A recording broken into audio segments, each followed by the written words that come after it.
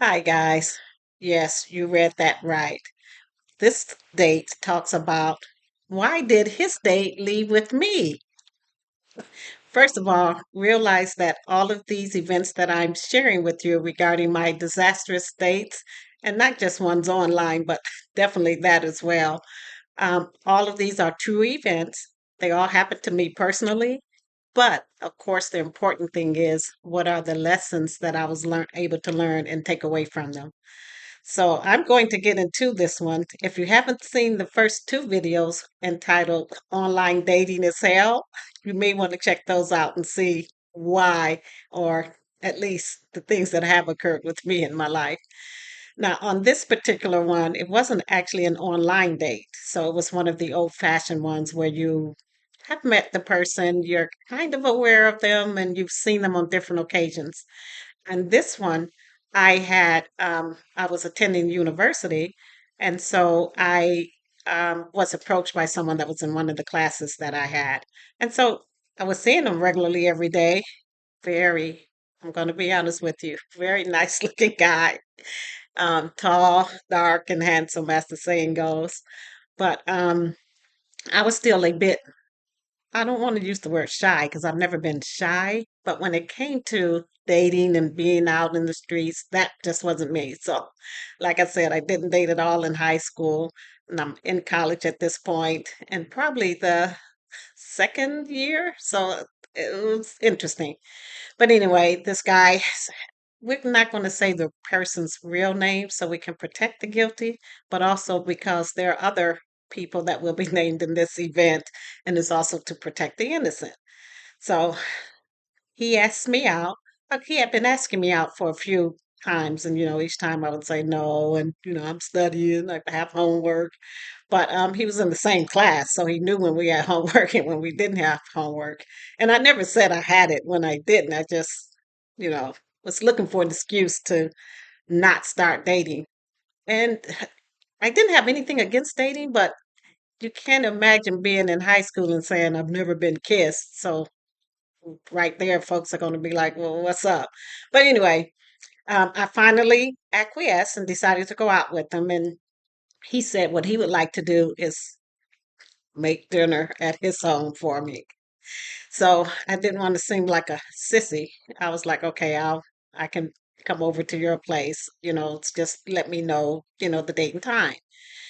So we arranged for me to do just that, and it was going to be on a Friday, so it would be the weekend.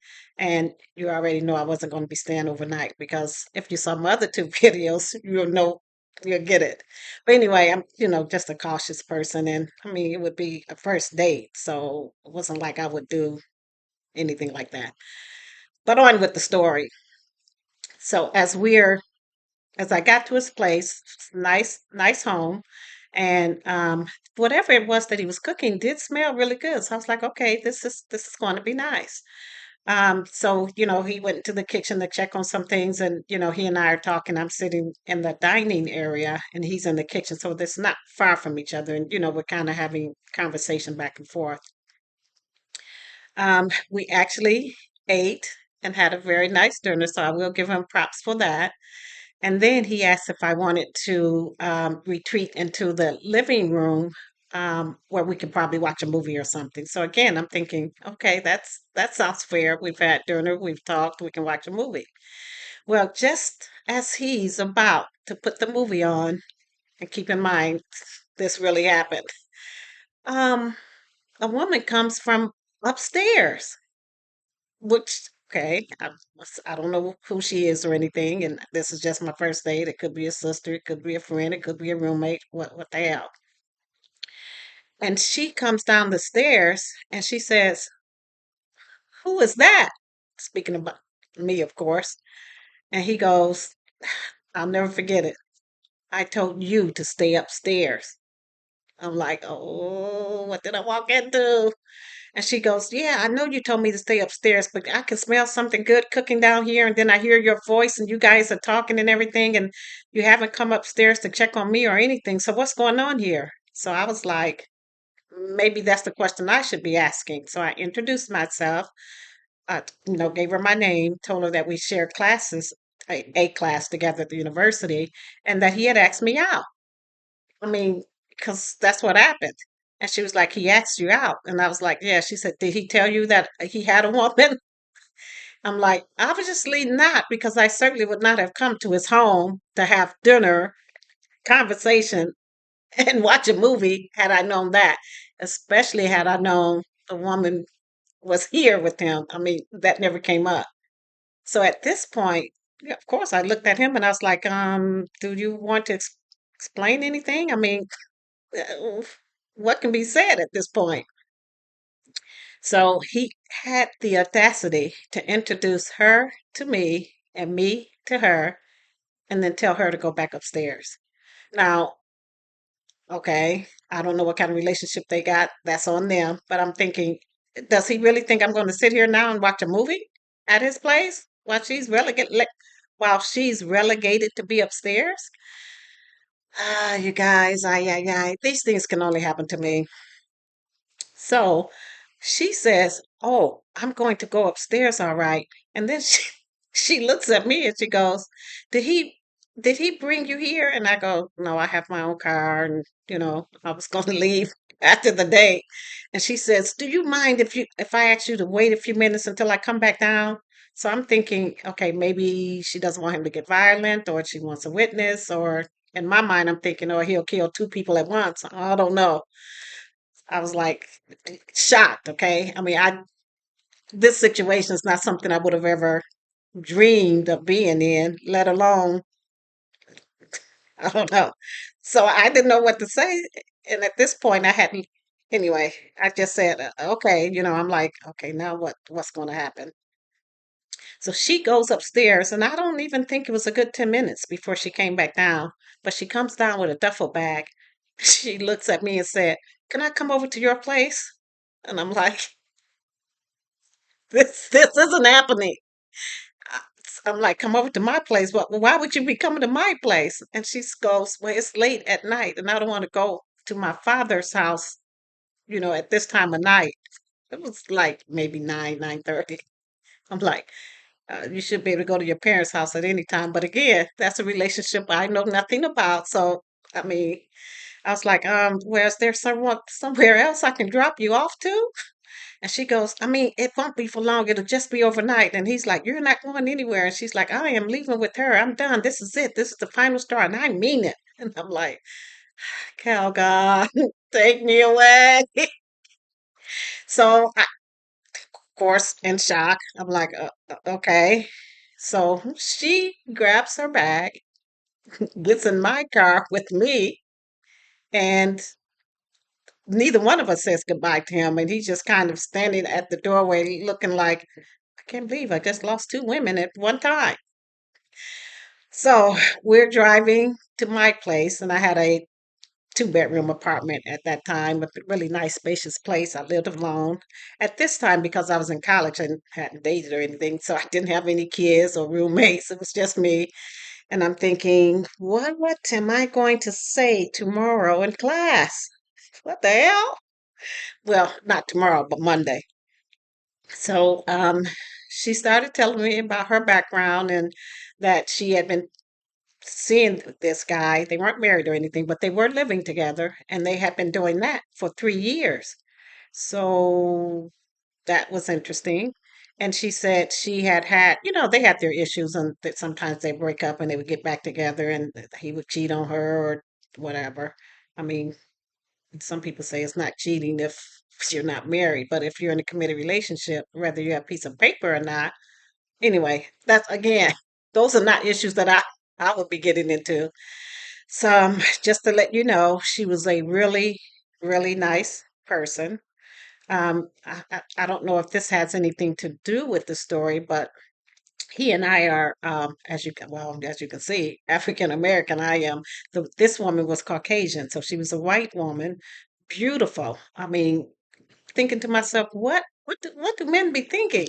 Well, some men, I shouldn't say men. And let's be honest, women do the same thing. So I'm not going to even be one of those, men are the ones. But she and I, she came over to my place. Um, We had a good conversation. She told me about her background, and she said the reason why she did not want to go to her father's at that time of night to explain that she had, what had happened with him bringing me over was because her father was a police officer, and he was one of those, back in the day with the parents really were stern and firm, and if they didn't like your mate you knew about it because they would be very vocal. And the father had always had issues with this guy with the way he treated her sometimes, and so she said she did not want her father to fly into a rage and go over to that guy's house that night. So I said, okay, that's valid, I get that. um so we set up probably till, oh shoot, the early morning hours, and she was, telling me about her, how she grew up, her background. I didn't have a lot to share with her because I just didn't. I mean, I'm still in shock here, but yeah, that was some experience. Now, after it all, the next day, when we got up, I actually made breakfast for us. And I did tell her I was sorry about how things had turned out, that, of course, I had no idea of any of that, and that I still now have to face him in, in class on Monday.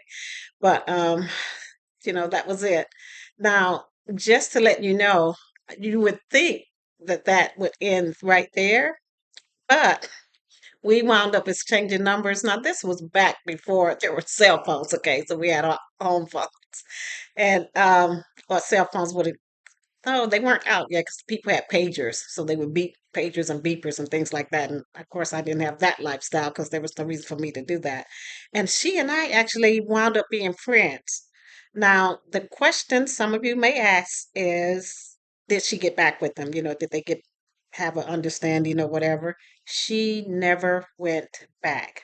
She moved back with her dad.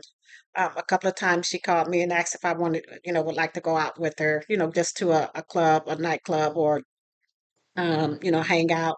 And at first I was reluctant because I was like, I don't want him showing up, seeing the two of us together. And he's probably thinking, wait a minute, what's going on here?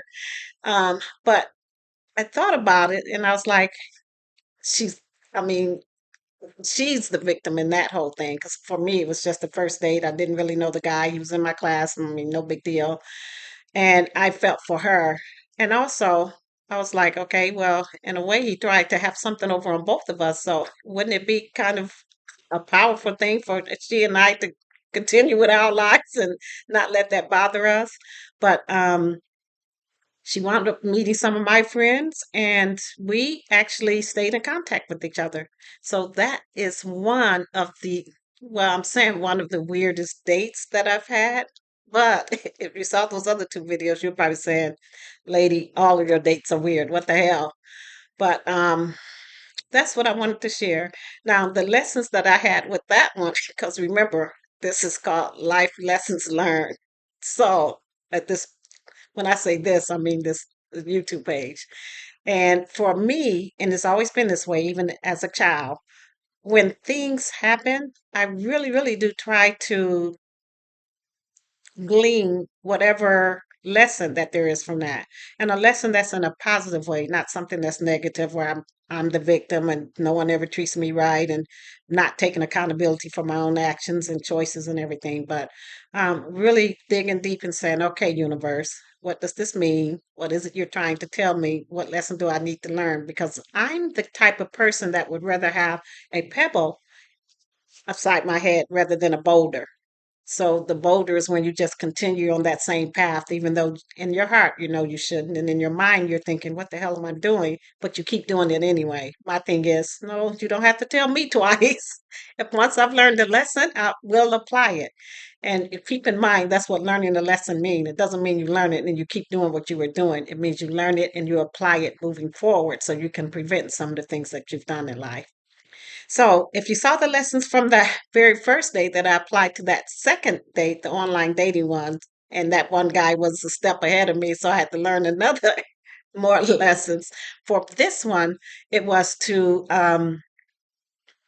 well, this one, since it came before those, these lessons were a little bit different, but and I actually wasn't I can't say I wasn't upset with the guy because it didn't make sense to take someone to your home and then tell the person you're staying with to stay upstairs. They're going to, smell the food. They're going to hear you talking. They're going to hear a movie. That was just ridiculous.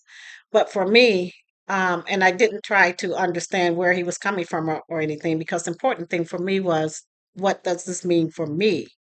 So anyway, I should tell you that he didn't come to class that first Monday when I was kind of relieved. He did come Tuesday, and I'm always up early wherever I go places. They call me Princess Prompt because I'm really early. I like to be prepared and know where I'm going and be there and that kind of thing.